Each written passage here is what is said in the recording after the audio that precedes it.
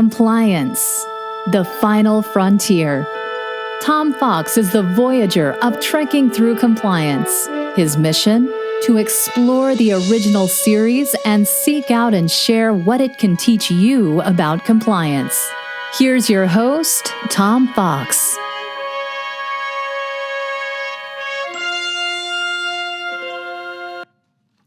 Trekking Through Compliance, Episode 45, The Gamesters of Triskelion. In this episode of Trekking Through Compliance, we consider the episode The Gamesters of Triskelion, which aired on January 5, 1968 and occurred on Stardate 3211.7. Story synopsis. Kirk, Uhura, and Chekhov prepare to beam down to Gamma 2, an uninhabited planetoid with an automated communications and astrogation station. Before Scotty can beam them down, however, they are whisked away from the transporter platform. The landing party reappears on a different planet entirely and find themselves standing on a pad bearing a curious three-pronged triad logo. They are then accosted by four armed assailants from planets spread across the galaxy. Phasers and communicators no longer work, and for once they are defeated when they resort to hand-to-hand combat. They are then fitted with collars of obedience by Galt, the master thrall of the planet Triskelion, and taken to their cells. When they try to escape, their collars are activated, subjecting them to great pain and rendering them helpless. Meanwhile, Spock scans the entire solar system they had been circling when the landing party disappeared, but is unable to find any trace of the lost landing party. Ensign Haynes notices an ionized trail from a hydrogen cloud, and Spock follows it across the galaxy to N24 Alpha, some 11.63 light years away. Back on Triskelion, Uhura is introduced to her drill thrall Lars. Kirk's drill thrall is the blue-haired Shauna, and Chekhov's is Tamu. When Uhura refuses to fight, Kirk is forced to fight the whip-equipped Klug as punishment.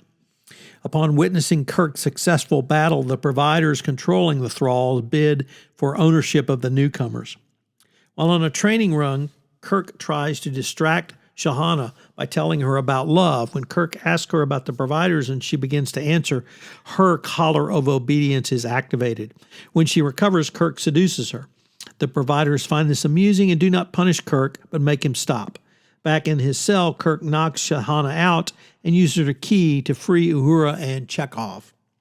Spock and McCoy attempt to beam down to Triskelion, but are prevented by the providers. They however, are put in audio communication with Kirk, who is still on the planet's surface.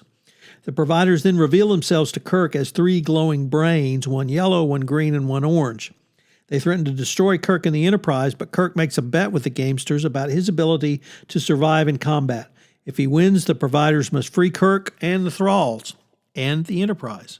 If he loses, he offers the entire crew of the Enterprise up as potential thralls. However, the Gamesters insist that Kirk fight three opponents simultaneously, Klug, Lars, and an Andorian. They also grant the crew of the Enterprise the opportunity to observe the conflict. Amazingly enough, Kirk wins. Amazingly enough indeed, even after one of the opponents is replaced by Shahana. Kirk, Chekhov, and Uhura are returned to the Enterprise, leaving behind a saddened Shahana who ends the episode looking up in the sky and utters the classic line, "Goodbye, Jim Kirk." So what's the fun fact from this episode? Well, when asked why his character was never developed more, George Takei, Mr. Sulu, stated that one episode of Star Trek that would have helped to develop Sulu very much was The Gamesters of Triskelion. The first draft of the episode featured Sulu. However, Takei was away on location in Georgia for the filming of the movie The Green Berets, and despite his intentions to appear in the Star Trek episode, he was unable to return to Los Angeles to make an appearance due to complications on that movie set. Much to his disappointment, Takei did not appear in this episode, and yet despite this, he said things turned out pretty well. I got to do the Green Berets, and they rewrote all of Sulu's lines for Chekhov, so Walter Koenig got a good break. So what are the compliance lessons learned from this case, or episode, I should say? Well, first of all, we have to address the rape scene. Once again, this is in the 60s. So there had been no Me Too. And as we had on The Enemy Within, we have a rape scene where the thrall Lars rapes Uhura. Now, this rape happens off camera, so we don't see it, thank God. And I suppose you would expect that from a 60s TV show. But in this movement, or rather this era of the Me Too movement, it's extraordinarily unsettling to see that so blatantly pursued on screen. What about the 3 compliance takeaways?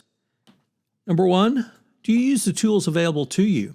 Unfortunately, in this episode, Kirk uses subterfuge on Shahana and is able to manipulate her so that he can steal her key, and that gives him leverage to meet the providers.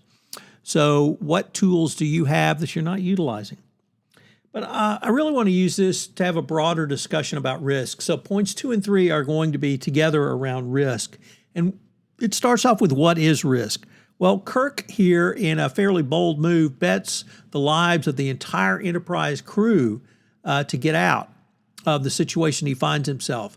So it's unclear if he did a risk analysis. It's unclear if he did a computation in his head. He certainly didn't have Mr. Spock there to help him through. But he's able to bring up a large enough bet that it certainly intrigues the providers. So was it a risk? Was it a gamble? Was it an informed gamble? Or was it simply he could think of nothing else, his back against the wall, and he had to move forward? And then finally, point 3 is flowing from point 2 is what is risk management? So here Kirk believes that he can actually outfight all of the thralls, and of course he does. Fortunately, he doesn't kill Shahana, so we get to see her classic line at the end. But the management of risk by Kirk here, I think, is simply outstanding. Join us tomorrow when we take up the episode, A Piece of the Action. If you enjoyed this episode of Trekking Through Compliance, you can help it grow by sharing it with the biggest Trek fan you know.